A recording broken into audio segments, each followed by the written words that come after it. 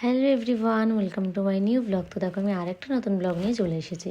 তো আজকে আমি চলে গেছিলাম আমার বরের সাথে একটু বিকেলবেলা ঘুরতে। তো দেখো এই ব্লু কালারের শাড়িটা পরে আমাকে কেমন লাগছে।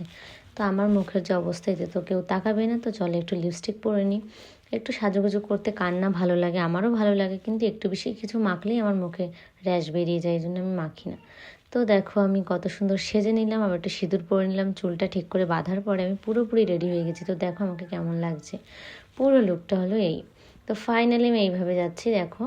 তো তারপর নিচে এসে দেখা হয়ে গেলো এই পিচ্ছি পিচ্ছি হাঁসের সাথে। তারপরে আমার বর গাড়িটা বার করলে আমি দুম করে উঠে পড়লাম ওর গাড়ির পেছনে। তো এবার প্রচুর ঘুরবো। তো দেখো ওয়েদারটা আজকে এত সুন্দর, কি বলবো, চারিদিকে আকাশে হালকা হালকা মেঘ, সূর্যের হালকা হালকা লাল লাল রোদ বেরোচ্ছে, মানে দারুণ ওয়েদারটা আজকে সব মিলিয়ে। আর এরকম ওয়েদারে যদি সত্যি দুজন মিলে ঘুরতে যাওয়া যায়, উফ, এর মতো শান্তি হয়তো আর কিছু হতে পারে না। তো দেখো আমরা ঘুরতে ঘুরতে যাওয়ার সময় একটা কৃষ্ণচূড়া গাছ দেখলাম। এটা কৃষ্ণচূড়া গাছ তো সবাই একটু কমেন্ট করে জানিও। এইটা হলো গিয়ে পাইকগাছা ব্রিজ। তো পাইকগাছা ব্রিজের নিচে যে নদীটা, ওটা নাকি আগে খুব বড় ছিল, এখন ছোট হয়ে গেছে। আর এইটা হলো শিববাড়ি ব্রিজ। আর এই নদীটা দেখো কত সুন্দর লাগছে। এখানের ভিউটা যা ছিল না, উফ, কি বলবো। আমরা আজকে যাচ্ছিলাম ছোলা খেতে এক জায়গায়।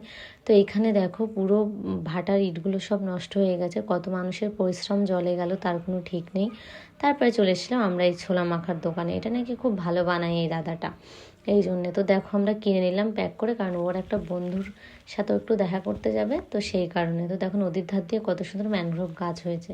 তারপরে চলে আসলাম ওর সেই বন্ধুর বাড়িতে। তো দেখো কি পরিমাণে আর কি জল চারিদিকে, কারণ বৃষ্টির জন্য। তারপরে ওই দিদি খেতে দিয়ে দিয়েছিল দেখো একটা অমলেট, তারপরে সেই ছোলা মাখা। তো খেয়ে আমরা বেরিয়ে পড়লাম, কিছু কেনাকাটা করার ছিল, তো একটা জগ নিয়ে নিলাম আর একটা বালতি।